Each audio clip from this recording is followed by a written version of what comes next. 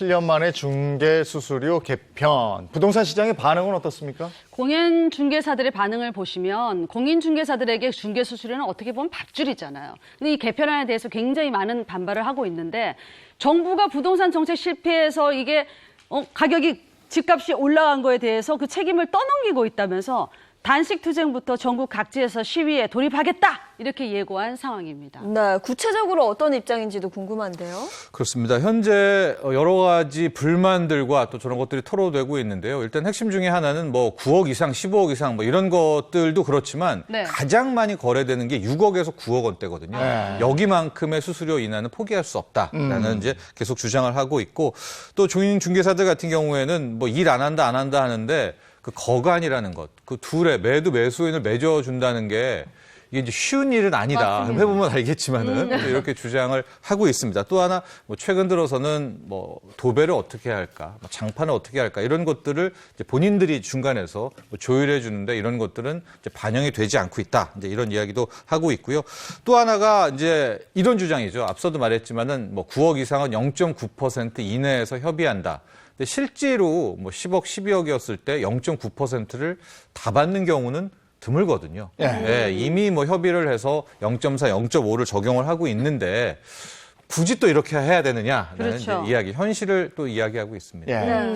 어쨌든 그 상가 건물이 있으면 상가 건물 1층에는 가장 잘 되는 업종이 들어가잖아요. 네. 그럼요. 저희 동네는 대부분 부동산이더라고요. 맞아요. 소비자들의 반응은 어떻습니까? 맞아요. 소비자 반응. 그래도 이렇게 낮춰줘도 비싸다. 예, 예. 그러니까 그게 당연한 것이 집값이 너무 올랐으니까 네. 이게 받자 비싸다라는 얘기를 계속하고 있고 또 하나가 앞서도 이게 또 역설적이기는 한데 부동산 중개업소에서 뭐 9억 이상에서 상한 0.9% 이내에서 협의한다고 할 때 뭐 0.4 받는다, 0.5 받는다 하지 않았습니까? 그러니까 소비자들도 이미 0.5%인데 아예 이걸 더 낮춰가지고 뭐 한 0.3 고정료율로 하는 게 맞지 않느냐 또 이렇게 소비자들은 또 이야기하고 있습니다. 네. 그러니까 안 그래도 지금 그냥 협의를 해서 하고 있었는데 네. 개편안을 통해 그거를 확정해 준 것뿐이다라는 입장인 것 같은데요. 구체적으로 많은 분들의 의견은 어때요? 한 부동산 커뮤니티에 올라온 글을 제가 가지고 왔는데요.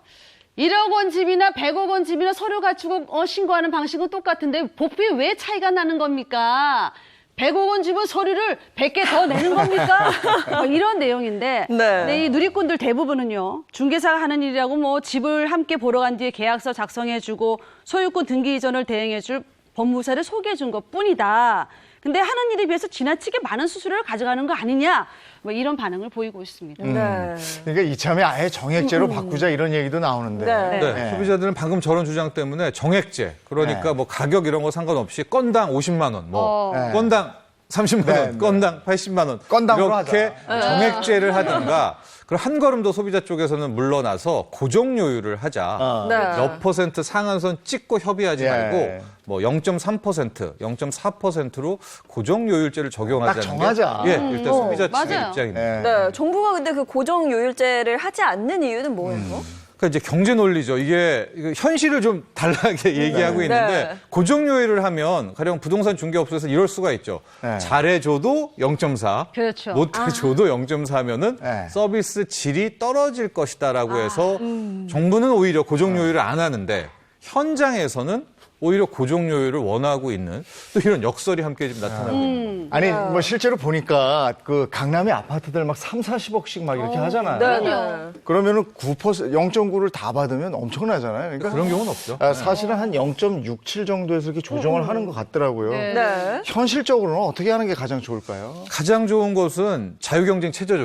외국처럼 뭐 이렇게 하지 말고 서비스를 많이 해준 곳에는 뭐 높은 수수료 원하면 주고 못 해준 곳에는 안 주고 그런데 그게 잘 되지가 않습니다. 또 우리나라 역사가 또 그렇게 쉽게 정착되지는 않고 있는 그런 모습이기는 한데 또 하나가 이제 일부 공인 중개사들이 뭐 낮추고 싶어도 또 못 낮춘다는 것을 토로하는 경우가 있습니다. 최근 같은 경우에는 공동 중개를 많이 하잖아요. 그러니까 집 하나를 어떤 하나의 부동산이 매도 매수를 다 끌고 와가지고 하는 경우는 그 많지 않죠. 거의 없습니다. 네, 네. 그러니까 한 거래에 네. 세 군데, 네 군데에도 이제 몰리게 되는데 이렇게 좀 막 깎아주거나 이런 것들은 이제 못 끼게 되는 거죠. 네, 우회적으로 이제 그런 것들도 많이 토로를 하고 있고 특히 이제 공동중개 같은 경우에 못 가면은 아예 생업이 안 되는 게 요즘 현실이기 때문에 뭐 깎아주고 싶어도 못 깎아주는 또 그런 것도 우회적으로 토로하고 있습니다. 네.